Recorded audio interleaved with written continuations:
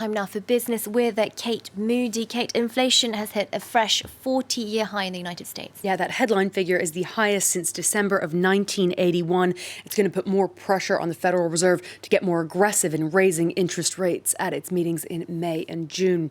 Consumer prices were on average 8.5% higher in March than they were the same time 1 year ago. It is the first round of data from the U.S. to reflect the impact of Russia's invasion of Ukraine and the disruptions to supply chains and energy supplies. If we break down the numbers, inflation was fueled by a 32% jump in the price of energy, with gasoline prices up 48%. Food prices rose 8.8%, while used cars were 35% more expensive.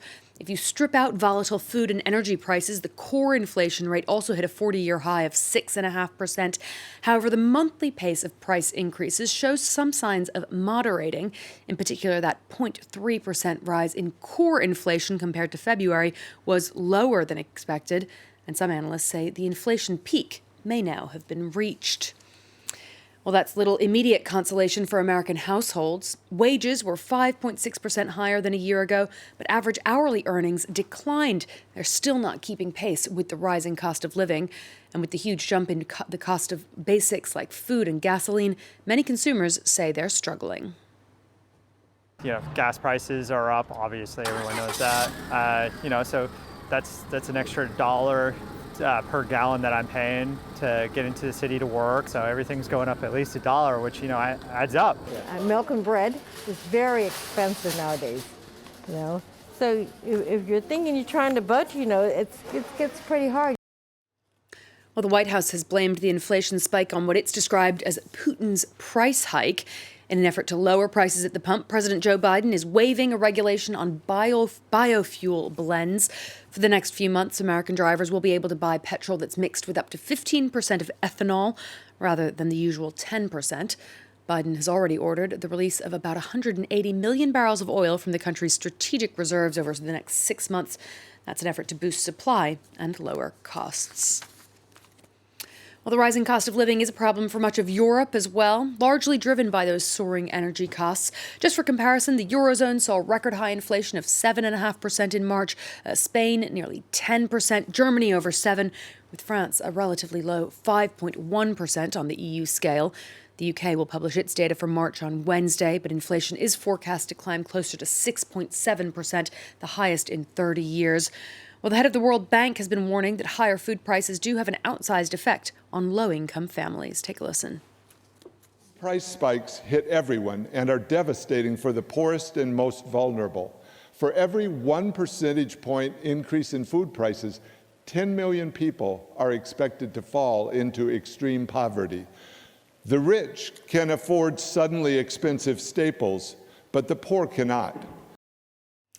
Emmanuel Macron may be watering down his efforts to reform France's pension system. With less than 2 weeks until the second round of the presidential election, he told prospective voters that he might be flexible about raising the retirement age to 65, and he even opened the door to a possible referendum on the issue. But his rival, Marine Le Pen, has accused him of pandering, and she insists her own reforms would be better for French pensioners. James Mulholland has this. Is there room for compromise on the controversial issue of pensions reform? Incumbent President Emmanuel Macron has long vowed to raise the retirement age from 62 to 65.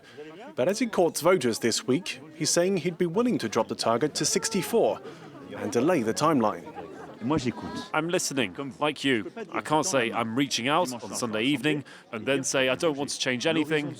The horizon of 65 years as the legal age in 2031 can be completely adapted. We can imagine review clauses. Marine Le Pen, Macron's far-right rival, slammed the move as a ploy and a blatant attempt to appease the public.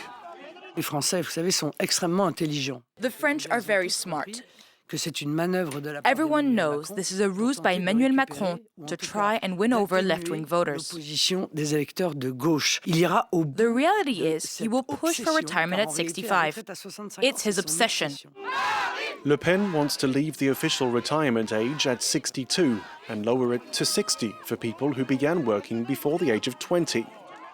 Both candidates now want to index pensions to inflation. Macron says the system is running out of money and that pensions must be overhauled. His first attempt to do so in 2019 resulted in widespread backlash, sparking massive protests and the longest transport strikes since 1968. He shelved the full program of reforms during the pandemic, but has vowed to see it through if he beats Marine Le Pen to win a second term. Separately, the Bank of France has warned that the war in Ukraine will weigh on economic growth in the months to come. The central bank estimated French GDP managed to expand probably 0.25% in the first 3 months of this year, despite a resurgence in COVID cases. But that's down from its earlier 0.5% forecast. And the bank's governor warned that more uncertainty is ahead on what he described as a slippery road for the French economy. The government of Sri Lanka has said it's in default as it was unable to make a payment on its $51 billion foreign debt. It's another twist in the country's worst economic crisis since independence in 1948. Catherine Viette reports.